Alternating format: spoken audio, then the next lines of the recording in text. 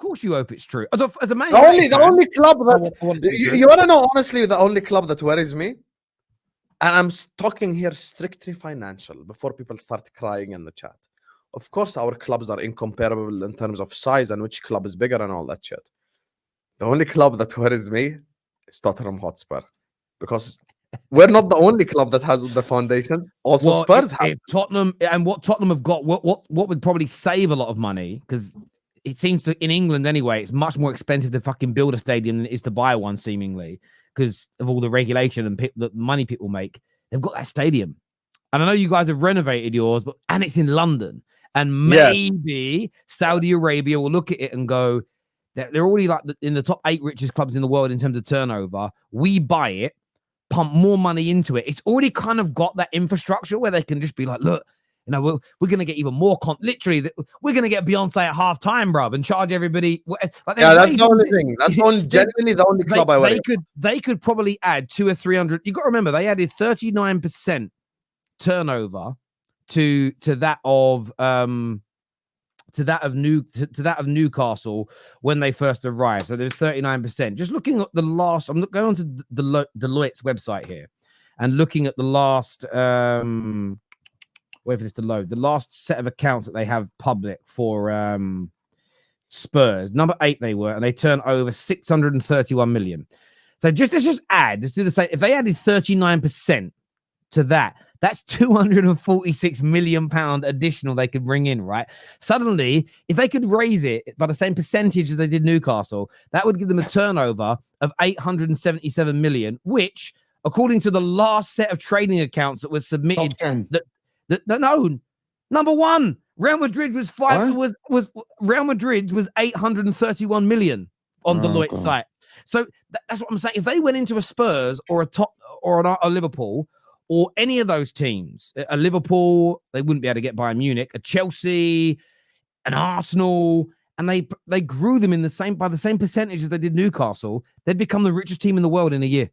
So that's why I see it as a no. Again, their objective, by the way, isn't to make Liverpool the best team in the world. It isn't to make Newcastle the best team in the world. It's to grow the reputation and the brand of Saudi Arabia. So from their point of view, the quicker they can do that, the better. They've done it with the boxing, and they're looking at all the fights they're getting, the money and the attention and the tourism, and they're probably looking at the football thinking, this is too slow. I kind of get it.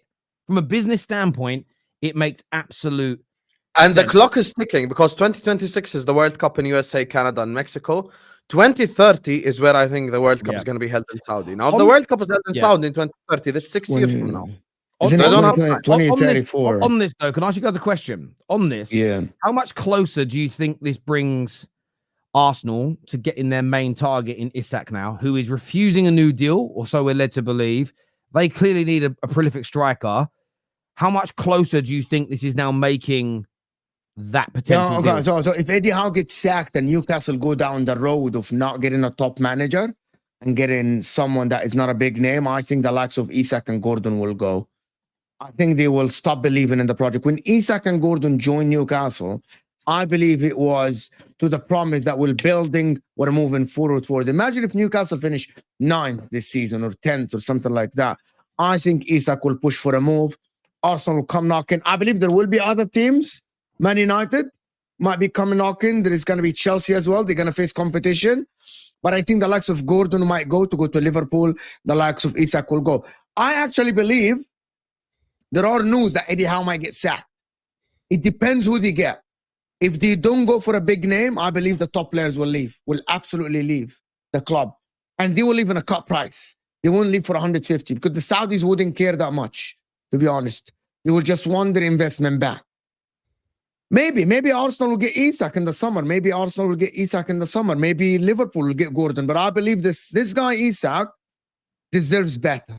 And when I mean better, he deserves to be in a title. With all due respect to Newcastle, I back Newcastle. I like Newcastle. I like the Saudi owners. I want my Arab guys to succeed, right? I want them to succeed. However, you can't have Isak sitting 11th in the league. It cannot be January or February when Isak is not playing Champions League football. It's not even on the horizon to play European football next season. And he makes that much money. 100%. I want Isak to be a better club. He deserves better. You cannot tell me that Isak is not better than Solanke, who left Bournemouth to go to Spurs to play European football. Isak will leave. He will force the move. He will ask to go.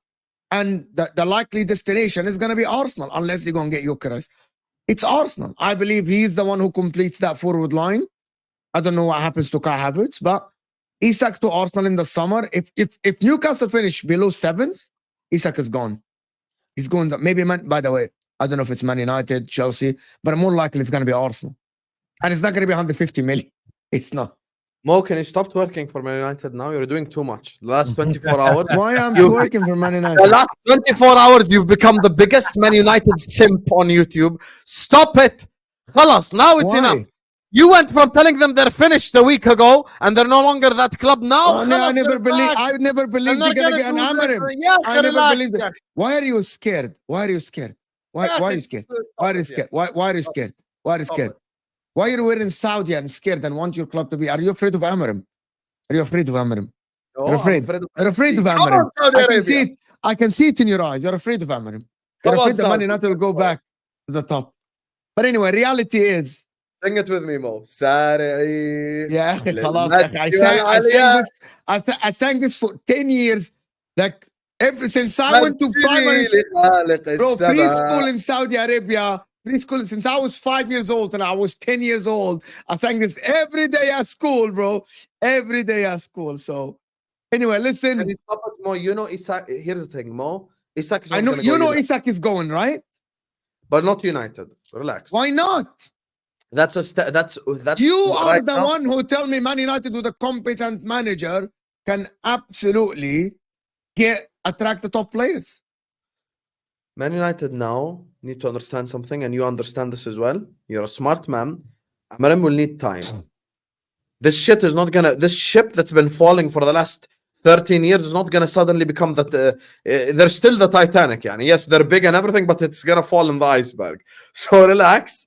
They need to make it a yacht first a dinghy boat, then a yacht, then like a massive ship. It's a step-by-step process. Yeah, maybe Jurgen Klopp. You're afraid of Amarim. I can see it in your eyes. Jurgen Klopp, who won 2 league titles in Germany and got Dortmund to a Champions League final. It took him 4 years to fix it. He came to you. You reach a Europa League final. 2 years, you're in a Champions League final. 1 year. Years. He came 2015. 2017, you were in a Champions League final. You fraud. First half season, Europa League final. Second season, 4th, no finals. And third then season, final. Yeah, third season was when he got to Champions League final. But that's my point. That's Klopp as well. So this shit will take time, Yahi. You cannot say already from now Isak to Man United. I look like Amarim, so I need to absolutely back Amarim. Yeah, you look like Amarim. How you do now? No, you do not. Yeah, look, the interesting one for Arsenal. I mean, Arsenal need a player like this, and I think with all this going on at Newcastle, I think that when it comes again for Arsenal, I think it's presented a really good opportunity for them, and I mean that from the perspective of Almarim is now gone. Look, they may continue where they've left off with the new manager, but they're 9 wins from 9. They're in the semi-finals of their domestic trophy, which they won a quarterfinal last night, I believe. They're current defending champions. Is the next manager going to be as good as Almarim? Maybe, maybe not. We'll see. But that might create some instability there with the Gyökeres situation. We know there's instability when it comes to Isak and Newcastle. That's been very well documented, very well published. I think Arsenal have got to start pushing now as we're going into November, ahead of that January window, and try and sign one of them then. Yes, it's going to be more expensive. We're seeing reports of you might be able to get Gyökeres for sort of 50 to 70 million euros in the summer. Everybody's cheaper in the summer. But depending on Arsenal, if they can get to January, what they're going to be 3 points, 5 points behind the teams at the top.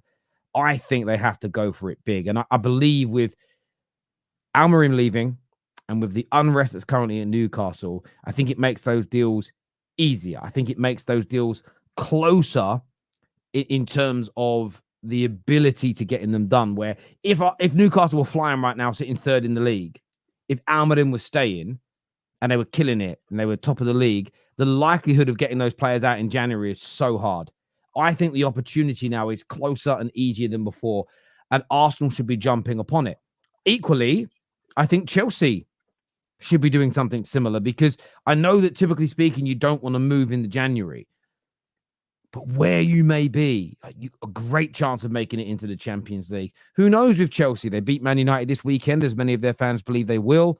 They keep getting better and better. You themselves might only be a handful of points at the top. And then it's a case of bring someone of that level in now. Isak, I think, is excellent. Terrace as well. I know he's not doing it at the same level. But, have you guys seen his free kick from last night? Have you watched it? No. I'm sorry, I'm not a Man United fan to watch Sporting versus CD Nacional. Stop it. I didn't watch the game. I'm saying the goal's been all over socials. Just watch that ball. You can't hit a ball with that accuracy, power, technique, and not be a good footballer. I don't believe it's possible.